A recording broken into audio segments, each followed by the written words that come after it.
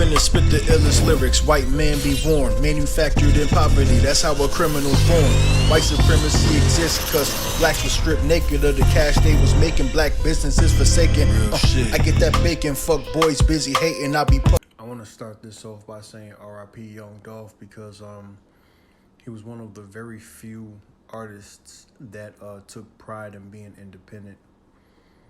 And even when he had a $1 million deal on the table, I think it was more than, I think it was like, what was it? Was it 10 million or something? It was a really big amount. And y'all know which video I'm talking about. He actually turned it down because he was more concerned about his creative freedom as an artist, okay? We live in an era where YouTube, we got social media, we got Facebook, Instagram, Twitter. We have all of these avenues to promote music and to promote creativity. It's very easy to go viral nowadays. So to have a label or to need a label, it isn't even necessary anymore. That's on top of the fact that these labels ain't shit anyway. These labels do not treat the artists with respect. They don't respect their money. And you can almost bet that if you get signed, you're gonna get effed over in some kind of way financially. So with that being said, let's go on ahead and read this. So on Fox 13, Memphis. As you can see on your screen, it says, suspect in Young Dolph murder still on a run after claim on social media to turn himself in. I thought that was a genius move of him to make people think that he was going to turn himself in just to buy himself more time, because that's exactly what he did, being that he didn't turn himself in.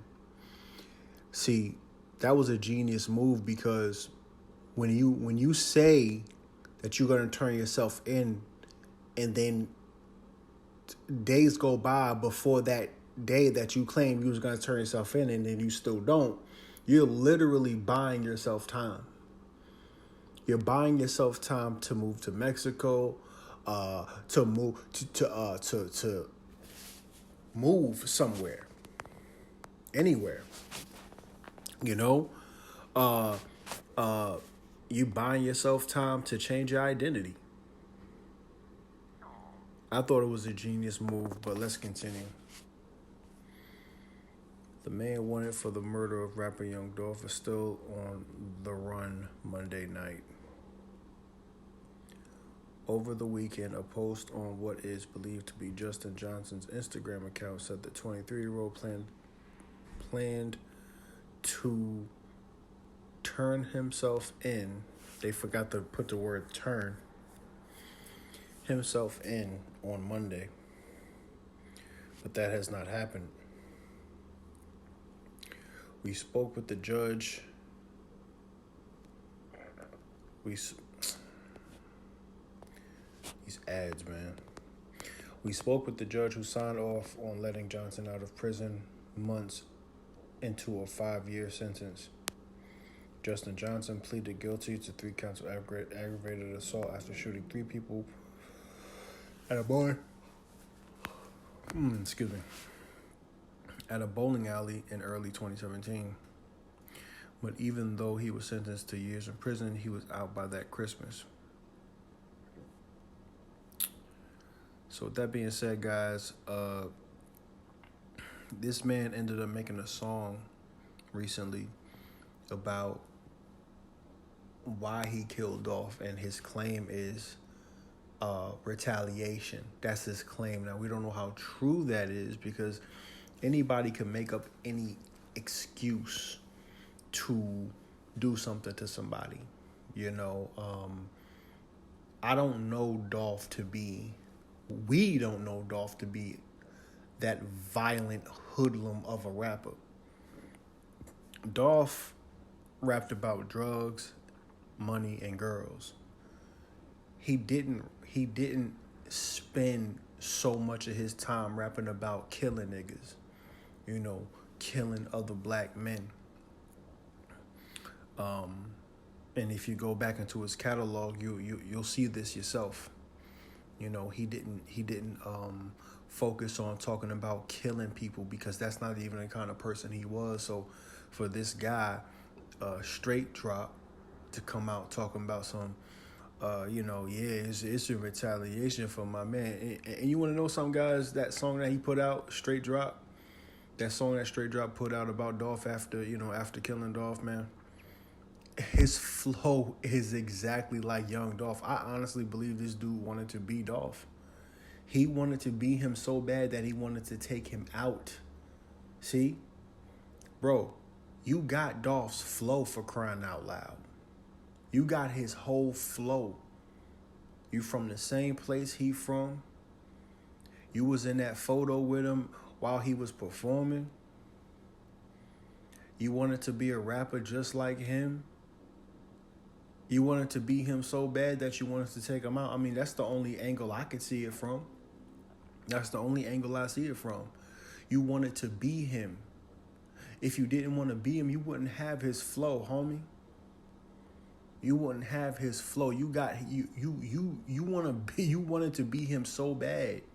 You over here even rocking PRE gear, PRE jewelry and stuff, man. Come on. You weren't even on the damn label. You weren't even on the damn label, but you rocking PRE. What's that about? What's that about, man?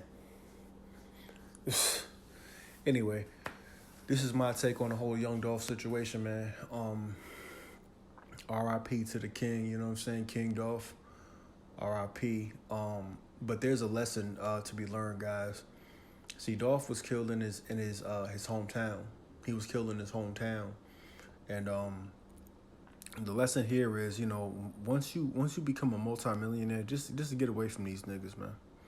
You gotta stay as far as possible away from Negroes, because they're coming to get you, man. They're coming to get you whether you like it or not.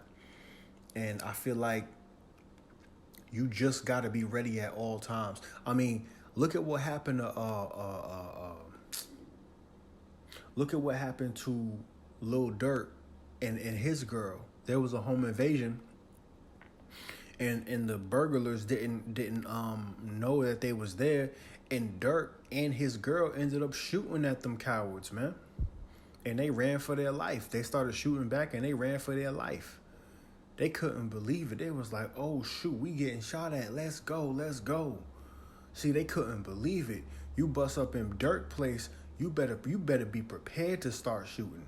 Cause you know Durk, because Durk is ready. Because Durk is ready. Dolph, I don't know. I really don't know what was going through Dolph's mind, but this is not the first time he was attacked and he wasn't even ready. You know what I'm saying? Like, he wasn't even prepared to take somebody down if necessary. You know, Dolph had a problem. Like, he had a problem with just being ready at all times. And he just had a problem with that. I really I just wish I knew what it was going through Dolph's mind when he was rolling around without security and without weapons, and you just big old multi-millionaire, and you by yourself, no security, no bulletproof car. See, I can't say the car that he got killed in wasn't bulletproof. I can't say that, but he was definitely by himself, and he wasn't ready to shoot nobody. He wasn't ready to, he didn't have no security. I know that much. So with that being said,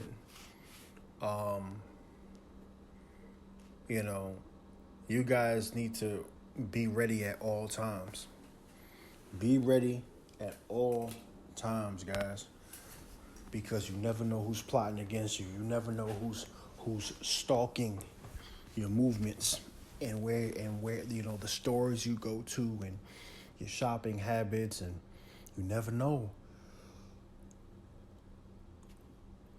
The only thing you can do is be ready. Okay, keep it on you. And be ready to take somebody out if need be. That's all. I mean, that's really all you could do, because apparently all of the criminals got guns. You know, all of this war on guns, and these little crazy little Democrats running around talking about take away the guns, take away the guns. What the heck you talking about? Take away the guns? Why? So the cleanup crew, aka the police, can come when it's too late, after everybody's all bloody and got holes in their body and their brains are leaking out on the concrete. That's why you want the guns to be taken away, so you could call 911 and the police gonna come 50 minutes later after it's all said and done and everybody all dead and stuff, body all rotten and stuff. I mean, come on, man. Come on. You gotta be kidding me. This is the problem with the Democratic Party, but that's a completely different topic. Guys, leave a like, please. Share this video with your family and friends. Leave a like, leave a like, leave a like. I'm tired of you people watching my videos without leaving a like on my video. But thank you for watching. All right, deuces.